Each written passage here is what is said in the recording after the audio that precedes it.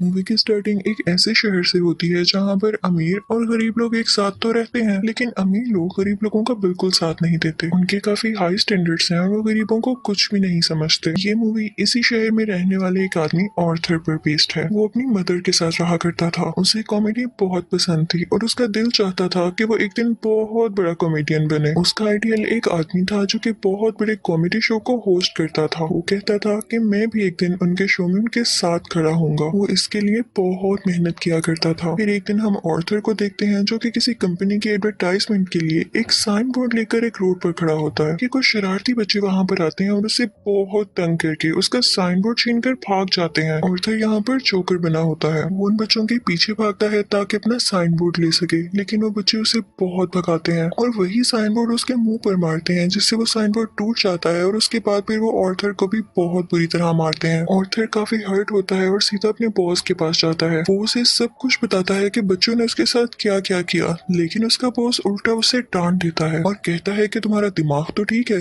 बच्चे ऐसी हरकत कैसे कर सकते हैं। बॉस उससे कहता है कि मैं तुम्हें तुम्हारी सैलरी भी नहीं दूंगा। ऑर्थर में कॉन्फिडेंस की बहुत कमी होती है, इसलिए वो यहाँ पर खुद के बारे में कुछ बोल ही नहीं पाता। वो वहाँ से काफी उदास होकर बाहर आ जाता है और सोचता है कि क्या मैं इतना बुरा हूँ कि कोई भी मेरी बात का यकीन ही नहीं करता। वो अपने घर आता है और डांस करने लगता है। यहाँ पे हम देखते हैं कि उसकी बॉडी काफी वीक होती है। अगले दिन ऑर्थर अपने कोलीग से मिलता है और उसे उन बच्चों के बारे में बताता है। उसका कोलीग उसे कहता है कि ये तो बहुत गलत हुआ, तुम्हें अपनी हिफाजत करनी चाहिए थी यार। और इसी के साथ वो उसे गन देता है और कहता है कि इसे अपने पास रख लो, ये मुश्किल वक्त में तुम्हारे काम आएगी। ऑर्थर ये लेने से इनकार करता है, लेकिन वो आदमी जबरदस्ती उसे गन दे देता है और फिर ऑर्थर अपने घर के लिए निकल पड़ता है। वो बस में होता है तो उसके सामने एक बच्चा भी बैठा होता है। वो उसे हंसाने की कोशिश करने लगता है और वो बच्चा जोर जोर से हंसने लगता है, जिस पर उस बच्चे की मदर को गुस्सा आ जाता है और वो ऑर्थर से कहती है कि हटो, परेशान मत करो हमें। लेकिन इस बात पर ऑर्थर हंसने लगता है। इनफैक्ट हमें बताया जाता है कि ऑर्थर को कोई सीरियस साइकोलॉजिकल इशू होता है और वो अपनी हंसी को कंट्रोल ही नहीं कर पाता। उसे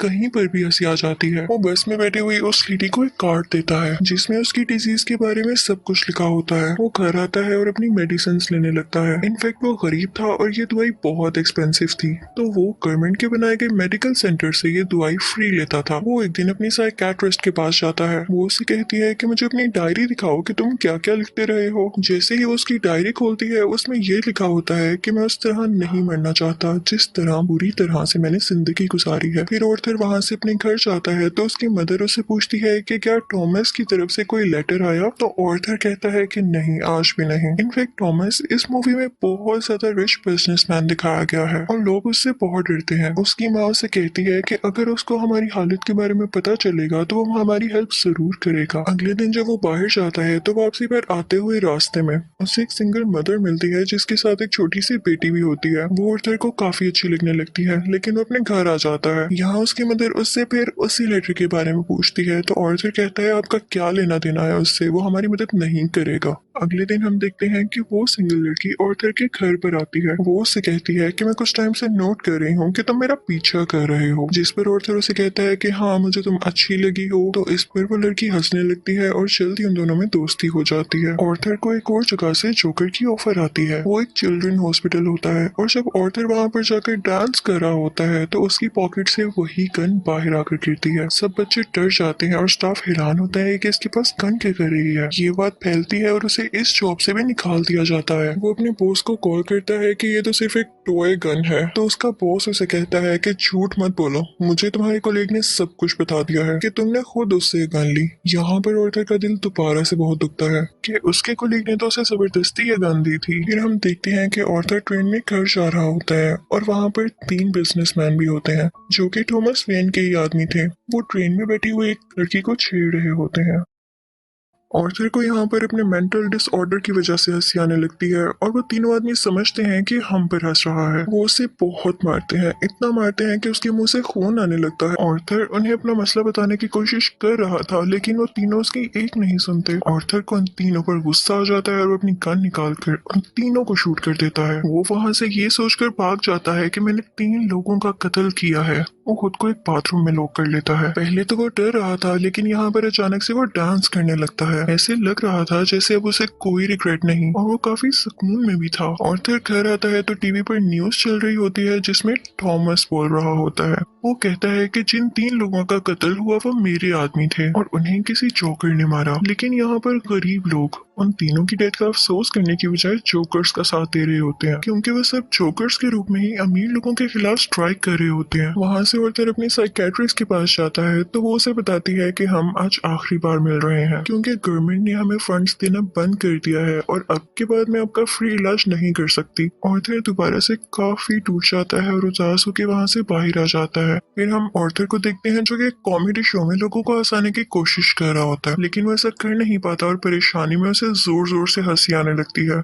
इस वजह से उसका शो खराब हो जाता है और वो घर आ जाता है। घर आने पर उसकी मॉम उसे कहती है कि बेटा ये लेटर टॉमस के लिए पोस्ट कर दो। ऑर्थर जब ये पढ़ता है तो उसे अपनी आंखों पर यकीन ही नहीं आता। वो अपनी मदर के पास जाता है और कहता है आपने मुझसे सब कुछ क्यों छुपाया। उसकी माँ उसे बताती है कि बेटा मैंने ये जानकर नहीं किया। इनफैक्ट टॉमस और मैं एक दूसरे को पसंद करते थे और इवन शादी भी करना चाहते थे, लेकिन मैं बहुत गरीब थी और वो बहुत अमीर, तो हम सोसाइटी की वजह से शादी नहीं कर सके। ऑर्थर अपने बाप से मिलने के लिए निकल पड़ता है। जब वो वहाँ पर पहुँचता है तो उसके घर के गेट के पीछे टॉमस का अपना बेटा खड़ा होता है। ऑर्थर उसके सामने बच्चों जैसी हरकतें करने लगता है और उसे भी हंसाने की कोशिश करता है, लेकिन तभी वहाँ पर टॉमस का बटलर आ जाता है। वो उस बच्चे से कहता है कि स्ट्रेंजर से बात नहीं करते और ऑर्थर को वहाँ से जाने के लिए कहता है। ऑर्थर उससे कहता है कि मैं सच्चाई से पर्दा हटा कर ही जाऊंगा। मेरी माँ ने टॉमस के यहाँ 30 साल काम किया और वो दोनों एक दूसरे को पसंद भी करते थे और मैं किसी और का नहीं टॉमस का ही बेटा हूँ। जिस पर बटलर उसे कहता है कि तुम भी पागल हो और तुम्हारी माँ भी पागल है। उसने ये स्टोरी अपने पास से बनाई है, उसका टॉमस से कोई लेना देना नहीं है। ये सुनकर ऑर्थर को काफी बुरा लगता है और वो वहाँ से चला जाता है। ऑर्थर जब घर जाता है तो उसे पता चलता है उसकी मॉम को कोई अटैक हुआ है और उन्हें हॉस्पिटल शिफ्ट किया जाता है। ऑर्थर जब बाहर बैठा होता है तो उसके पास 2 पुलिस ऑफिसर्स आते हैं। वो उससे पूछते हैं कि ट्रेन में उस दिन जो 3 आदमी मरे क्या तुम उनको जानते हो। तो ऑर्थर आगे से कहता है नहीं, मुझे क्या पता होगा।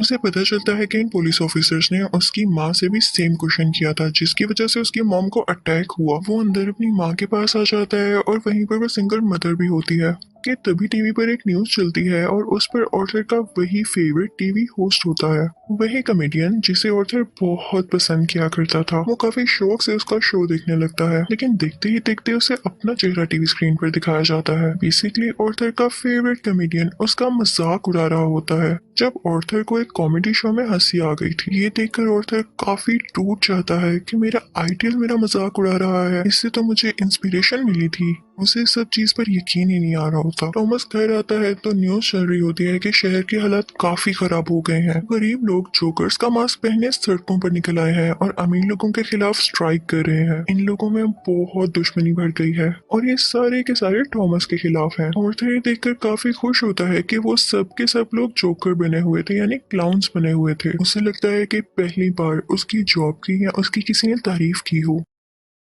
अब जहाँ पर वो गरीब लोग स्ट्राइक कर रहे थे वो एक थिएटर था। उस थिएटर के अंदर अमीर लोग एक मूवी देख रहे थे और वहाँ पर थॉमस भी था। उस स्ट्राइक को रोकने के लिए पुलिस वहाँ पर आ जाती है और उन्हें मना करती है। हर तरफ हलचल मच जाती है और इस चीज का फायदा उठाते हुए ऑर्थर उस थिएटर के अंदर चला जाता है। वो थिएटर के वॉशरूम में जाता है जहाँ पर थॉमस भी आया था।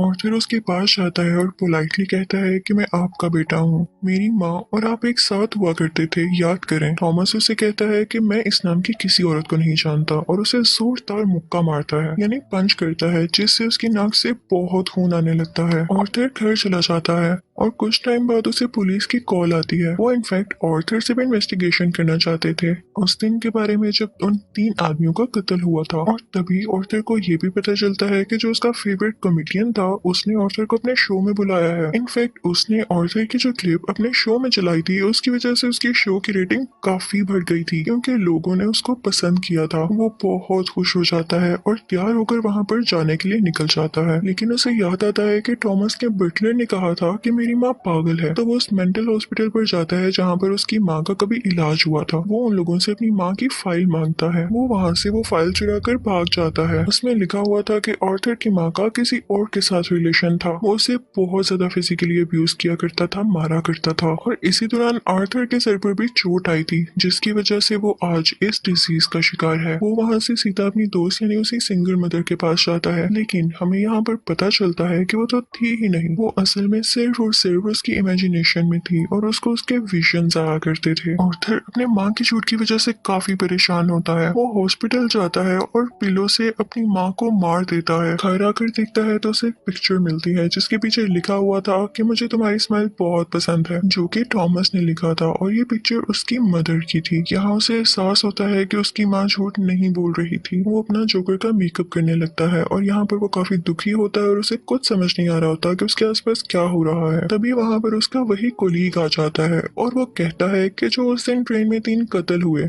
और रिसेंटली तुम्हारी माँ का भी कत्ल हुआ, मैं उसके बारे में कुछ पूछना चाहता हूँ। आर्थर को लगता है कि ये लोग फिर से मेरा जीना हराम करने आए हैं और वो यहाँ पर अपने कोलीग को बुरी तरह से मार देता है। अब इसके बाद आर्थर तैयार होता है और अपने जोकर का फुल कॉस्ट्यूम पहन लेता है। वो अब अपने फेवरेट कॉमेडियन के शो में जाने की तैयारी कर रहा था। वो बहुत खुश होता है और रास्ते में डांस करता हुआ जा रहा होता है। वहीं पर वो दोनों पुलिस ऑफिसर्स भी आ जाते हैं जो उससे ट्रेन में हुए हादसे के बारे में इन्वेस्टिगेशन कर रहे थे। पर आर्थर वहाँ से भाग आता है और भागते भागते एक ट्रेन में घुस आता है। उस ट्रेन में और भी बहुत सारे लोग ऐसे थे जिन्होंने जोकर का कॉस्ट्यूम पहना था। पुलिस इतने सारे लोगों में उसको ढूंढ ही नहीं पाती, तो इसी बात का फायदा उठाते हुए वहाँ से बाहर आ जाता है और अपने फेवरेट कॉमेडियन के शो की तरफ जाता है। वो जब उसके सामने जाता है तो वो उससे पूछता है कि क्या तुम भी जोकर बने हो, क्या तुम भी अमीरों के खिलाफ प्रोटेस्ट कर रहे हो। आर्थर उससे रिक्वेस्ट करता है कि आप लोगों को मेरे बारे में कुछ ना बताइएगा सिवाय इसके कि मैं एक ऑर्डिनरी जोकर हूँ।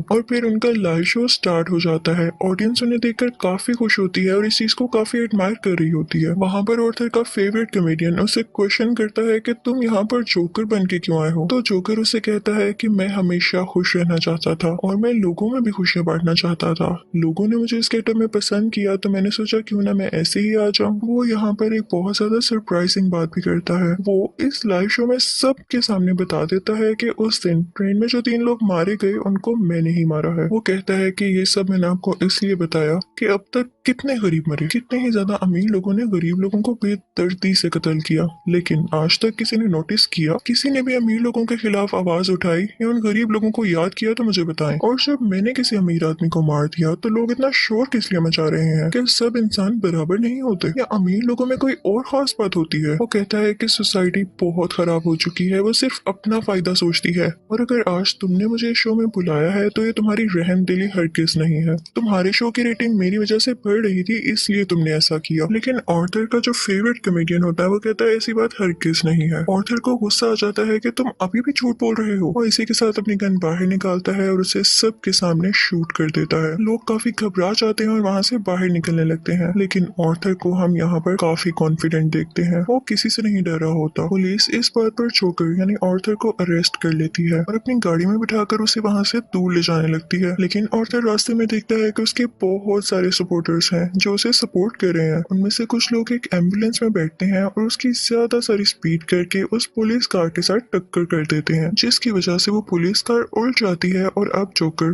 बाहर आ गया था। वो उन सब लोगों में शामिल हो जाता है और उसी कार के ऊपर आकर खड़ा हो जाता है। सब लोग उसे यहाँ पर देख पा रहे थे और उसे चीयर कर रहे थे। उसके मुंह और नाक से काफी खून आ रहा था, लेकिन वो उसी खून से अपनी स्माइल बना लेता है और हाथ फैलाकर जोर जोर से हंसने लगता है। ये इनफैक्ट एक ऐसी स्माइल थी जिसके पीछे गम, तकलीफ और दुख छुपा हुआ था। वो अब उन सब लोगों का हीरो बन चुका था और वो यहाँ पे काफी खुश था कि लोग फाइनली अब उसे तारीफ कर रहे थे, उसे अप्रिशिएट कर रहे थे। दूसरी तरफ हम थॉमस को देखते हैं जो कि अपनी प्रेजेंट वाइफ और अपने बेटे के साथ ये शहर छोड़कर जा रहा होता है, लेकिन तभी साइड पे खड़ा एक जोकर उन लोगों को शूट कर देता है, लेकिन वो उनके बेटे को कुछ नहीं कहता। फिर सीन चेंज होता है और हमें आर्थर यानी जोकर एक साइकियाट्रिस्ट के पास दिखाया जाता है। वो वहां पर भी हंस रहा होता है, तो वो साइकियाट्रिस्ट उससे कहती है कि तुम बिला वजह क्यों हंसते रहते हो। तो आर्थर उससे कहता है कि आप इस फीलिंग को कभी नहीं समझ पाएंगी, और ये कहकर वो वहां से बाहर आ जाता है। उसके जूतों के नीचे खून लगा हुआ था, जिससे ये जाहिर होता है कि एक अच्छा इंसान